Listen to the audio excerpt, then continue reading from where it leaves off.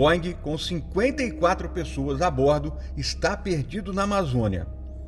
Os pilotos, por um erro de navegação, levaram o Varig 254 a mais de 1.000 quilômetros do seu destino original. O voo de 45 minutos já dura mais de 3 horas. Sem combustível, os motores param e eles avançam sobre a floresta sem saber o que os esperava lá embaixo. Senhoras e senhores passageiros, é o comandante que vos fala. Tivemos uma pane de desorientação dos nossos sistemas de bússola. Estamos com nosso combustível já no final, mas ainda com 15 minutos. Pedimos a todos que mantenham a calma porque uma situação como essa é difícil de acontecer. Deixamos a todos com a esperança de que isso não passe de apenas um susto para todos nós. Pela atenção, muito obrigado. E que todos tenham um bom final.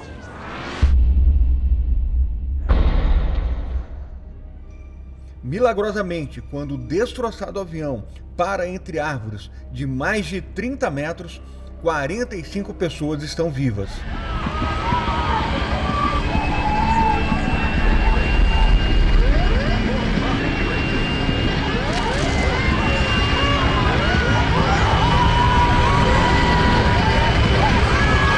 Muitos estão feridos gravemente. São 8h45 da noite e, na escuridão, o medo toma conta dos sobreviventes. O resgate só chega 3 dias depois. Nesse vídeo você vai assistir ao encontro do copiloto daquele voo com um homem que o resgatou na floresta. Detalhes que ninguém contou até aqui. Como foram os minutos que antecederam a queda, o que aconteceu com os sobreviventes e como foi o dramático resgate.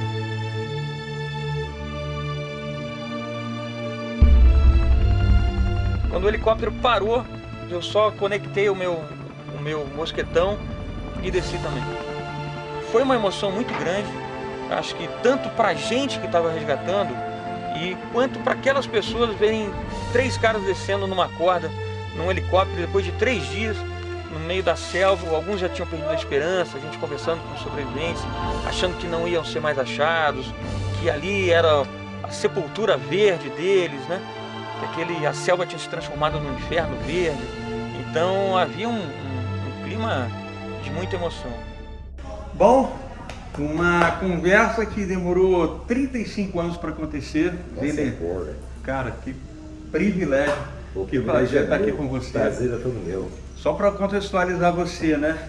Por que esse papo demorou 35 anos? O Zili, copiloto do voo Varig 254, caído na Amazônia no dia 3 de setembro de 89. Né?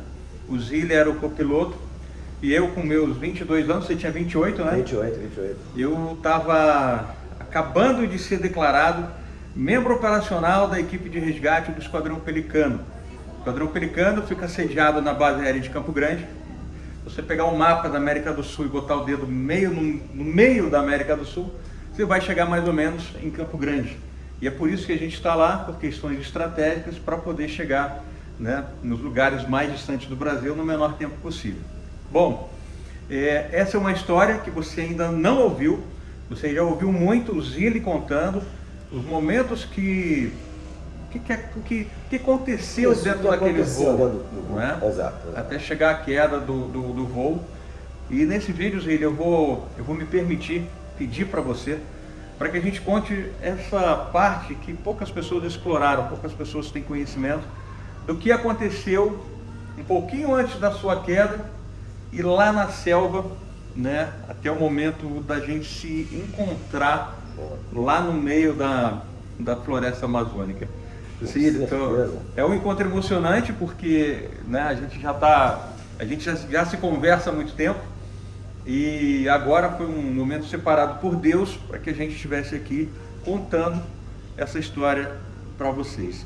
Zili, para contextualizar quem está nos ouvindo, primeiro é o seguinte, quem quiser saber mais detalhes, porque você já contou muita história. É só chegar. Você tem outros vídeos, vamos deixar os links aqui na descrição desse vídeo, né? Você vai lá onde está no nosso canal do YouTube e também nos cards que estão aparecendo aqui na tela. Então você quer saber tudo que aconteceu, né, até esse avião desaparecer na Amazônia, você tem essa opção. O que a gente quer aqui é explorar o que aconteceu depois. Só que, Zílio, eu queria que você voltasse, né, no tempo, aqueles 30 minutos finais do voo 254. Né? Você na cabine de comando, naquele conflito com o comandante da aeronave, uma confusão muito grande ali, um problema enorme que aconteceu, que acabou ocasionando esse pouso forçado. Como é que foi esses 30 minutos finais dele?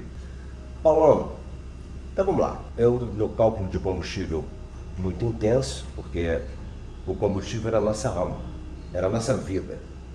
Ali está na nossa vida. Então chegou no ponto que não tem mais retorno. E é exatamente dentro desses 30 minutos. Faltavam 30 minutos de combustível. No meio da selva amazônica, a gente não ia pousar em lugar nenhum, de verdade em lugar nenhum. Um breu, era negro o tempo inteiro, você sabe disso, a selva amazônica, uma luzinha te enxerga quilômetros de distância, e estava uma noite tranquila, sabe? Céu de brigadeiro é de dia, então estava céu de quê? Céu de coronel. De lua, sei lá. Estava sem uma nuvem no céu, estava uma noite assim, muito bonita. E você vai morrer. A grande realidade é essa, você vai morrer. Porque se a gente parar e pensar direitinho, nós temos um avião de 36 toneladas, com 54 pessoas a bordo, vai fazer um pouso que você não vai enxergar absolutamente nada. Você só sabe de uma coisa. Na melhor das hipóteses, você vai encontrar árvores. E as árvores, isso dentro da minha cabeça. E as árvores... Você não sabia exatamente o que tinha no chão, né? Isso. Podia ter um morro, Poderia, exato. E as árvores seriam uma aliada para segurar o impacto do avião. E Paulo, eu encomendei a minha vida. Mas, Zílio, como é que eu encomendou a tua vida? Eu bati um papo com Jesus. Nada de Ave Maria, Pai Nosso, não. Foi simples assim. Caramba, compadre, que merda. Por que merda? Porque aquele voo não era meu. Eu fui quebrar galho de escala. Aí eu virei e falei assim, tudo bem. Quero te agradecer por você ter me permitido realizar meu sonho de infância. Porque era a única coisa que eu queria ser na minha vida, era piloto de avião. E não era ser piloto de avião, porque piloto de avião eu sou até hoje. Mas o meu negócio era botar minha farda e chegar nos aviões grandões. Ou seja, seguir uma carreira de piloto. Então, Jesus me permitiu, inclusive, isso. Ele me permitiu ser piloto e me permitiu entrar na melhor companhia do mundo. Não é por eu ser variguiano, não, mas a Varig ficava em primeiro lugar um ano, no outro ano ela ficava em segundo, quem ficava era a Panam, e daí por diante. A Varig, assim, eu fiz alguns voos da Varig como passageiro, era o ápice, né? Era o top. Então, Jesus me concedeu isso. Aí, agradeci a ele e virei para ele e falei assim, eu vou te pedir 3 coisas. A primeira, não me faça sentir dor, porque você sabe que eu detesto. A segunda, me perdoe se eu fiz alguma coisa de errado aqui na Terra, mas acredito que não, porque eu sempre respeitei meus pais. E a terceira, põe alguém para me receber aí, porque assim eu acredito. Quando a gente nasce aqui, não são os nossos pais que nos recebem, que nos dão carinho, que nos dão direção. Então eu acho que quando a gente nasce, né, ou vai para esse lugar chamado morte, tem que ter alguém lá, e se não tivesse ninguém, eu ia me sentir perdido. Tamanha a minha certeza de morte. Era a morte se aproximando de forma concreta. Concreta. E silenciei minha mente. Silenciei minha mente e fiquei experimentando uma das piores sensações que eu tive na minha vida. Que aeroporto é esse chamado morte que eu vou pousar aqui no carro? Rapaz, eu vou te chamar de rapaz, não, vou chamar de irmão, porque tu é meu irmão mesmo. É um vazio. Sabe aquela sensação de ausência de tudo? Um nada, né? É literalmente um nada. Aí o comandante bate aqui no meu ombro e diz a seguinte frase. Desculpa, velho, o erro foi meu, a gente se importa no outro lado da vida. Nessa hora eu saí do meu transe, que eu sei que eu estava olhando para a direita, para o negro, e bater nesse papo com Jesus. Aí eu olhei para ele. O comandante suava e tremia. E a cabine estava gelo.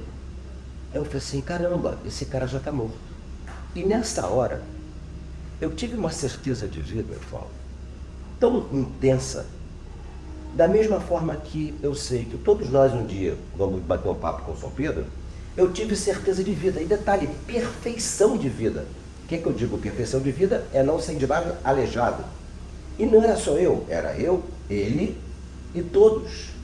Tanto que, vamos e convenhamos, os primeiros a se darem mal num pouso forçado noturno sem enxergar nada são os pilotos. Tá com a cara na... Exatamente. Tá na vidraça ali, né? Exatamente. E não aceitei mais a hipótese da morte. E comecei a falar com o comandante. Não, a gente vai entrar com o maior ângulo de ataque possível. É só vocês entenderem o seguinte. Um avião pesado, só árvore aqui embaixo, na melhor das hipóteses. Podia ter um morro, podia ter um monte de coisa. Se tivesse um morrote, todo mundo teria morrido. Se não tivesse árvores, todo mundo teria morrido. Mas as árvores iam segurar o peso do avião. Ou seja, a gente ia quebrar aquelas árvores e ali seria a única chance de vida. E assim foi feito. Então, deu início ao pouso forçado, abaixa o nariz, puxa o nariz, para manter a velocidade. Quando eu virei para ele, falei assim, vamos bater. Quando eu escutei o roçar das copas das árvores na barriga do avião, porque eu estava muito focado no que eu tinha que saber e fazer. Eu não queria saber de externo nenhum. Era aquele foco e era aquilo ali que a gente tinha que fazer. Não tinha outro jeito. Morrendo ou não morrendo, tanto faz. Era aquilo ali que a gente tinha que fazer. E se você está com vida, minha gente, tem tanta gente que comete erros horrorosos porque acha que a vida não tem esperança. Não tem mais solução. Não né? tem mais solução, exato. E olha, tem sim, viu? É só a gente lutar, é só a gente acreditar. De verdade.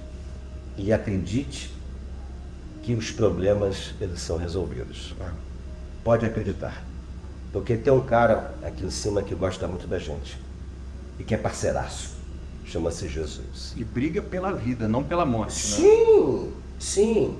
Porque é assim, Paulo. A vida nos oferece duas escolhas. Ou você luta ou você desiste. Né? Você escolheu não desistir. Sim, porque eu não estou vivo ali. Então por que eu vou abrir mão dessa dádiva que é a vida? Então deixa eu lutar pela vida. O mínimo do mínimo para ficar vivo. E graças E o detalhe, né, Zílio? Você, como piloto, deve ter passado na sua cabeça, cara, eu, como piloto, e tem mais 52 aqui nas minhas fotos, né? Isso deve ter te impactado muito também, né? E é uma relação interessante, irmão. Porque assim, se eu estou buscando salvar a minha vida, eu estou buscando salvar a vida de todo mundo. Então, o meu conceito, a minha crença, não era só para mim e para ele, não.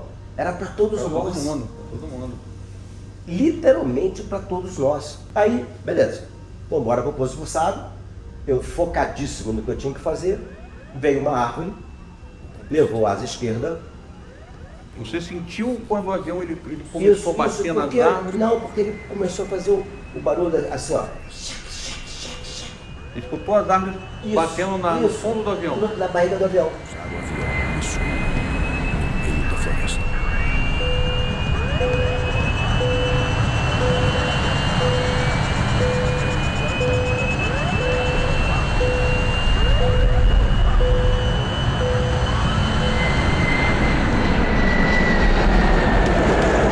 Você não deu trem? Não. Trem recolhido? Trem em cima. Porque se você põe o trem baixo, eu vou jogar na árvore, né? Mais uma árvore. Porque arrasta. A tua razão de descida ia ser menor. E vai que tu pega uma árvore e o avião faz isso.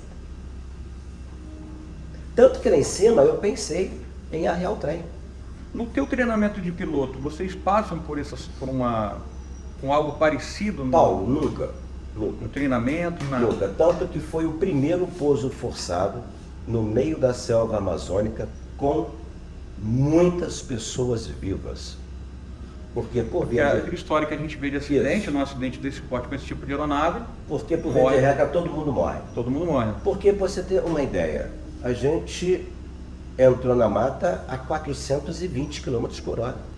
Não foi uma velocidadezinha boba, foi uma velocidadezinha bem importante, É considerável demais. altamente. É. Então, por via de regra, todo mundo iria morrer. As condições. Noturno, sem enxergar uma vírgula na frente. Então, caramba, quando você vê que você vai pousar em algum lugar, você tem uma visibilidade, Vocês estavam com os faróis acesos, não sem farol aceso. apagaram tudo. Por quê? Não é que apagaram. Voamos até acabar o combustível. Na hora que acaba com o combustível, Você só tem luz de emergência e os instrumentos. Vocês já estavam quanto tempo sem essenciais. combustível nessa hora? Não, a gente estava com 30 minutos e vai acabando. Quando vocês bateram lá, totalmente já Não zerado. tinha um combustível, não tinha nada. A gente Tudo não desligado. consumiu tudo. E sem luz, sem nada, porque como a gente veio com um ângulo de ataque muito alto, O farol não ia importar, ia estar iluminando para cima. Isso. E aquilo ali iria fazer o quê? Tudo bem que eu não pensei nisso. Iria consumir os 30 minutos da bateria. Entendi. E aqueles 30 minutos de bateria, que é o máximo que ela consegue segurar, poderia ser importante para uma comunicação, para a evacuação de emergência, porque o avião não ia explodir, porque não tinha Não tinha combustível. combustível. Não tinha nada. Então, caso desse certo, onde eu acreditava que ia dar certo, e graças ao bom Jesus deu, aí fez o pouso forçado, levou a asa, o avião entrou em curva para a direita, porque essa asa tem sustentação, e Jesus, lindo e maravilhoso, na sua grande benevolência, levou a asa esquerda, acertou o charuto e Jesus, não existe mais piloto, porque eu não conheço piloto nenhum que voa avião sem asa. Para a gente fazer uma comparação, o Legacy cortou a ponta da asa do Gol. Ele entrou em parafuso, correu para o mundo. Então, não existe piloto que voa avião sem asa. Então, Jesus, para ele nada é impossível, ele encaixou com muita maestria o charuto entre armas. Entre as águas. Aí você vai perguntar assim para mim, mas ele morreu pessoas? Morreu. Infelizmente. Morreu uma pessoa do pouso forçado que estava em pé no corredor e não atendeu o comando dos comissários, vírgula, das comissárias, de sentar e ficar em posição de pouso forçado. E as outras pessoas morreram por uma situação que até hoje é uma baita de uma interrogação. Qual é essa interrogação? A fixação das cadeiras do Boeing 737-200 suportava 9G de desaceleração. O que significa isso? Você pega 9, multiplica por 75, que é o peso padrão de uma pessoa. Então, você pega 9, multiplica por 75, vai dar 600 e lá vai fumaça. Então, aquela cadeira, ela tem que segurar uma desaceleração até 600, vamos botar 690 quilos. Todas as cadeiras se soltaram. Só ficaram presas As do fundo. Né? aquela do fundo, aquelas meia dúzia do fundo, que não reclinam. Então as pessoas morreram por quê? Por esmagamento de cadeira. Tanto que hoje eu tenho uma informação, mas eu não acredito muito, que são 28G, não acredito. Mas eu tenho uma outra que eu acho mais sensata, que são 16G. Que mudou. Não, mudou. Procedimento de fixação de cadeira. 1000%. Sim. Mudou 1000%. Hoje pode ter o pouso forçado em selva que for, A cadeira não vai desgrudar. a cadeira não vai Vai desgrudar. arrancar o fundo, mas a cadeira vai estar lá. Exatamente. Presa no- vai no ficar trilho, presa né? ali. Ou seja, ninguém vai ser projetado para frente. Infelizmente, morreram 12 pessoas, ou seja, 11 pessoas, que uma pediu para morrer porque estava em pé, e as outras 11 morreram, infelizmente, por esmagamento de cadeira.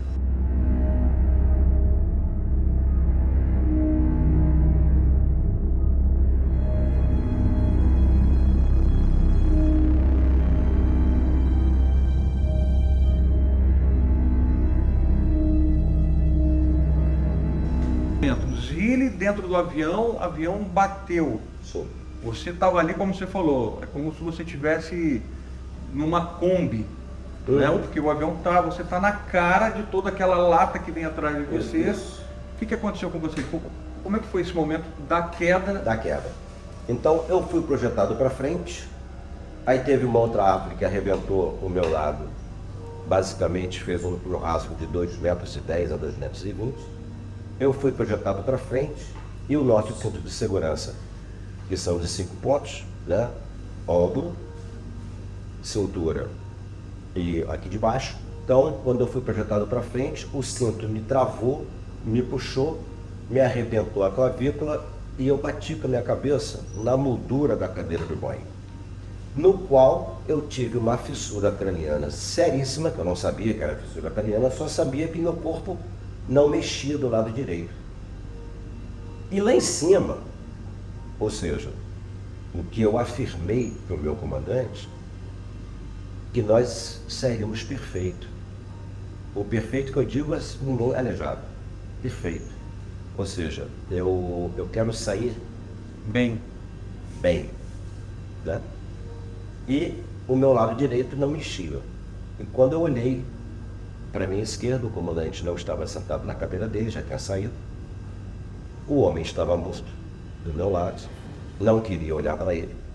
Peguei meu braço, botei em cima da barriga dele, ou nas costas, não vou conseguir falar com bastante precisão isso. Mas foi nessa parte aqui, ou na parte da barriga, ou na parte do trás. Virei meu corpo e vi um Dário.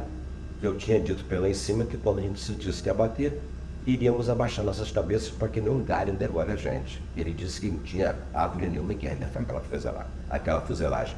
E arrebentou. E eu mexi com a minha mão direita, a mão direita, e mexi com o meu pé direito. Eu falei assim, opa, estou com o comando das minhas extremidades. O tão aleijado eu estou. Chegou uma passageira, a Rita, uma pessoa que eu tenho um carinho, um amor muito grande. E o comandante disse para todo mundo que eu estava morto. E ela chegou lá. O comandante não tinha acontecido nada com ele, né? Nada. Ele saiu do avião. Nada, saiu do avião exatamente. E te deu como morto. Me deu como morto. Aí ela me pegou, eu me tira daqui. Ela falou assim, você é muito pesado. Eu falei assim, eu vou te ajudar com a escape rope, ou seja, com uma corda de escape. Então eu segurei com a minha mão esquerda, botei a força. Ela me apoiou, me trouxe, eu fui soltando lentamente, ela me deitou do lado do avião. Pedi ela um cigarro, fumei esse cigarro e pedi um paninho para apertar o sangue que ela disse para mim que eu estava toda ensanguentada. A minha blusa, a minha camisa do uniforme estava toda repleta de sangue. E ali, como eu não conseguia me mexer, eu tinha umas pessoas assim, por favor, me tira daqui, me tira daqui. E eu comecei a gritar também para tirarem essa pessoa dali. E por fim, Paulo, eu apaguei. Eu dormi. Dormi e acordei no dia seguinte e tive a tristeza de ver que aquilo tudo era uma verdade.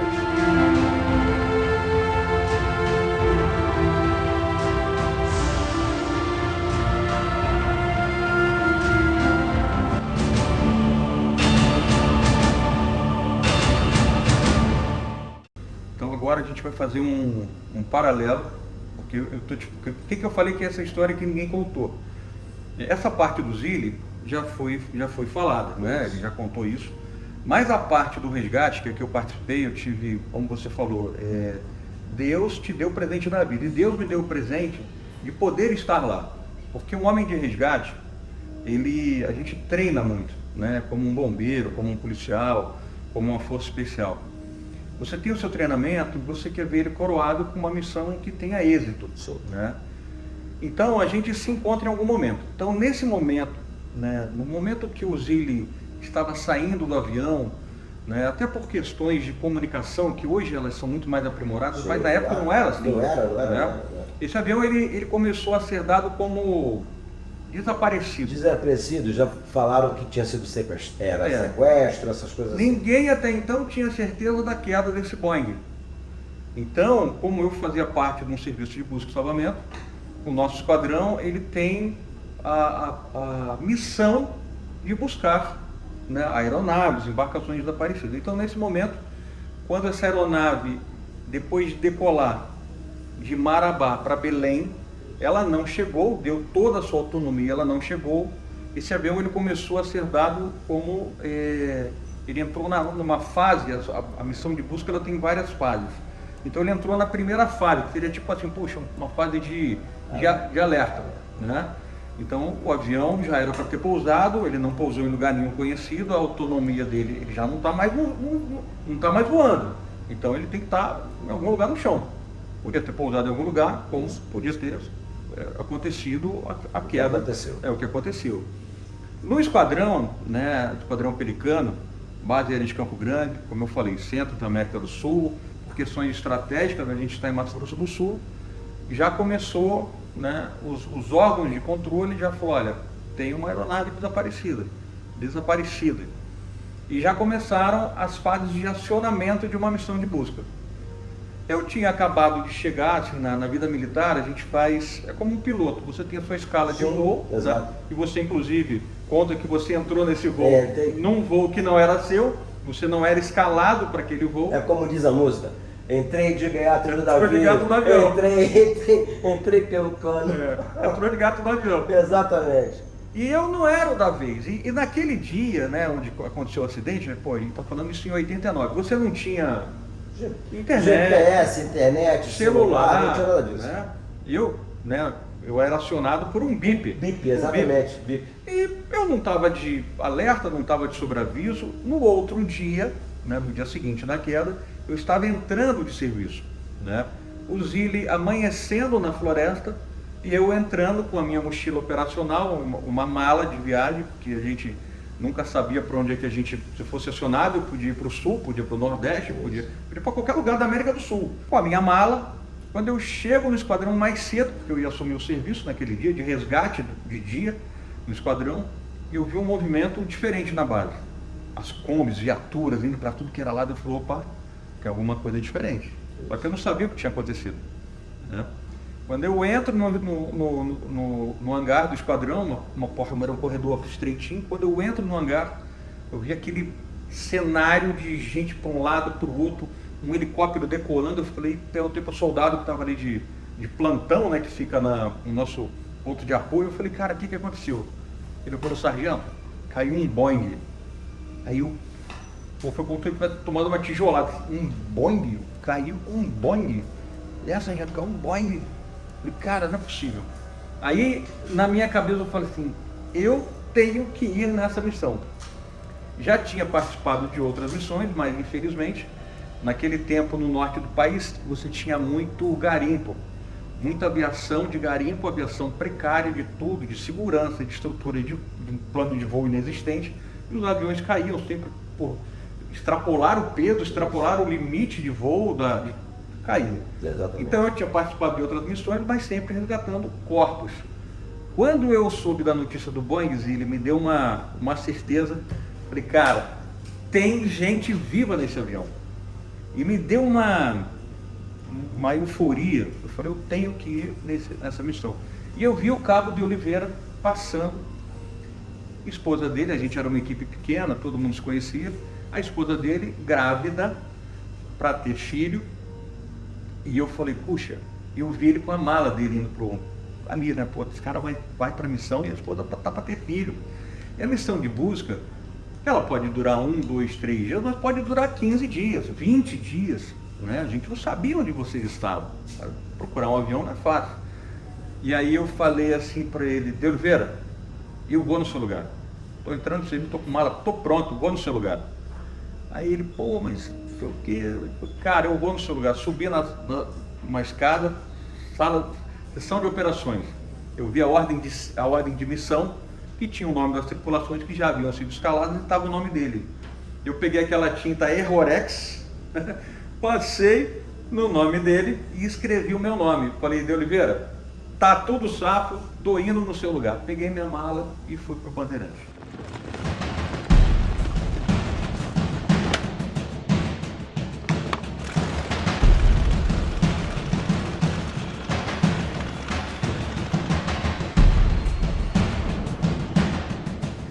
já tinha decolado um helicóptero nosso, o H-1H, né, o Sapão, um helicóptero muito robusto, muito antigo também. Já tinha decolado aquele helicóptero. O nosso avião decolou logo em seguida, só foi o tempo de eu pegar minha mala. Tô indo no Gado de Oliveira, fui embora. E depois decolou ainda um outro avião de Campo Grande. Decolou também o C-130 do Rio de Janeiro. Um avião grande, com maior autonomia, a gente voava de Bandeirantes, você conhece. Sim. Um avião muito precário, inclusive, para busca. Um avião totalmente inadequado para fazer buceamento. Asa baixa, pouca autonomia, né? Um avião pouca aviônica, não tinha muito instrumento, nada. Então não era um avião mais adequado, mas era o que tinha na época. E decolamos com um destino a Porto Nacional.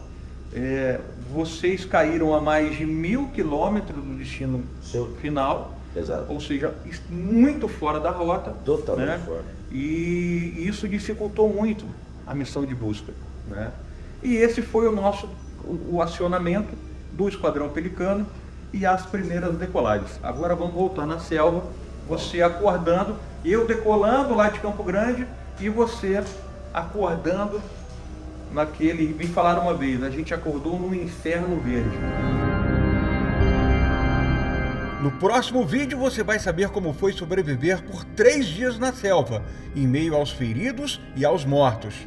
A sede, a dor e o medo que um resgate não viesse.